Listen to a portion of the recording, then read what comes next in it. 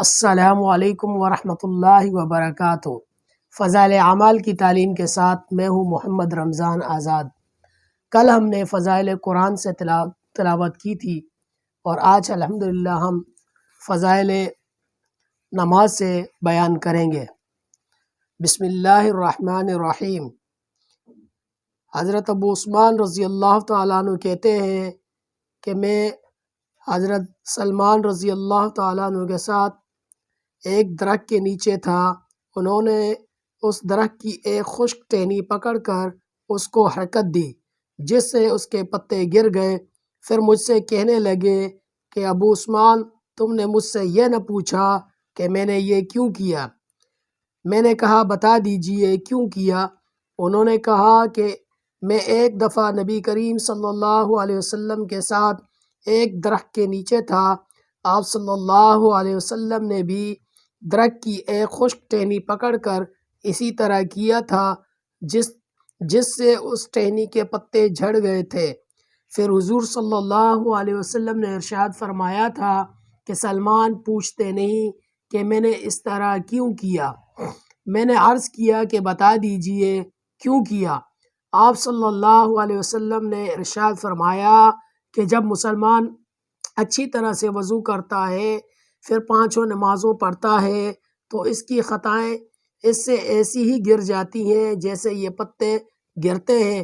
پھر آپ صلی اللہ علیہ وسلم نے قرآن کی آیت اقیم الصلاۃ وطرف النہار تلاوت فرمائی جس کا ترجمہ یہ ہے کہ نماز قائم کر، نماز کو دن کے دونوں سروں میں اور رات کے کچھ حصوں میں بے شک نیکیاں دور کر دیتی ہیں گناہوں کو۔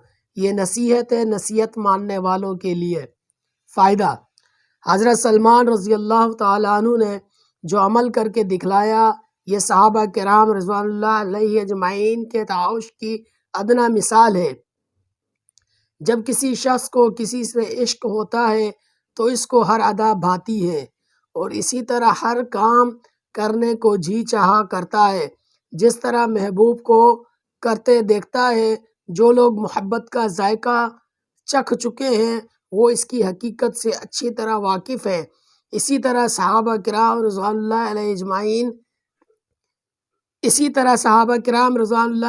اجمعین نبی کریم صلی اللہ علیہ وسلم کے ارشادات نقل کرنے میں اکثر ان افعال کو بھی نقل کرتے تھے جو اس ارشاد کے وقت حضور صلی اللہ علیہ وسلم نے کیے تھے۔ نماز کا اہتمام اور اس کی وجہ سے گناہوں کا معاف ہونا جس کثرت سے روایت میں ذکر کیا گیا ہے اس کا احاطہ دشوار ہے۔ پہلے بھی متعدد روایت میں یہ مضمون گزر چکا ہے۔ علماء نے اس کو صغیرہ گناہوں کے ساتھ مخصوص کیا ہے جیسا پہلے معلوم ہو چکا، مگر احادیث میں صغیرہ کبیرہ کی کچھ قید نہیں، مطلق گناہوں کا ذکر ہے۔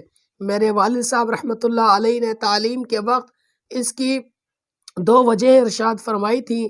ایک یہ کہ مسلمان کی شان سے یہ بعید ہے کہ اس کے ذمہ کوئی کبیرہ ہو، اولاً تو اس سے گناہ کبیر کا صادر ہونا ہی مشکل ہے، اور اگر ہو بھی گیا تو بغیر توبہ کے اس کو چین آنا مشکل ہے۔ مسلمان کی مسلمانی شان کا مقتضا یہ ہے کہ جب اسے کبیرہ صادر ہو جائے تو اتنے رو پیٹ کر اس کو دھو نہ لے کہ اس کو چین نہ آئے۔ البتہ صغیرہ گناہ ایسے ہیں کہ ان کو صرف بسا اوقات التفات سے نہیں ہوتا اور ذمہ پر رہ جاتے ہیں جو نماز وغیرہ سے معاف ہو جاتے ہیں۔ دوسری وجہ یہ ہے کہ جو شخص اخلاق سے نماز پڑھے گا اور آداب و مستحبات کی رعایت رکھے گا وہ خود ہی نامعلوم کتنی مرتبہ توبہ استغفار کرے گا، اور نماز میں اتحیات کی آخر دعا اللہم انی ظلمت نفسی میں تو توبہ و استغفار خود ہی موجود ہے۔ ان روایت میں وضو کو بھی اچھی طرح سے کرنے کا حکم ہے جس کا مطلب یہ ہے کہ اس کے آداب و مستحبات کی تحقیق کر کے ان کا اہتمام کرے۔ مثلاً ایک سنت اس کی مسواک ہی ہے جس کی طرف عام طور پر بے توجہی رہتی ہے، حالانکہ حدیث میں وارد ہے کہ جو نماز مسواک کر کے پڑھی جائے وہ اس نماز سے جو بلا مسواک پڑھی جائے 70 درجہ افضل ہے۔ ایک حدیث میں وارد ہے کہ مسواک کا اہتمام کیا کرو، اس میں 10 فائدے ہیں۔ منہ کو صاف کرتی ہے، اللہ کی رضا کا سبب ہے، شیطان کو غصہ دلاتی ہے، مسواک کرنے والے کو اللہ تعالی محبوب رکھتے ہیں، فرشتے محبوب رکھتے ہیں، مسوڑوں کو قوت دیتی ہے، بلغم کو قطع کرتی ہے، منہ میں خوشبو پیدا کرتی ہے، صفرا کو دور کرتی ہے، نگاہ کو تیز کرتی ہے، منہ کی بدبو کو زائل کرتی ہے، اور اس سب کے علاوہ یہ ہے کہ سنت ہے۔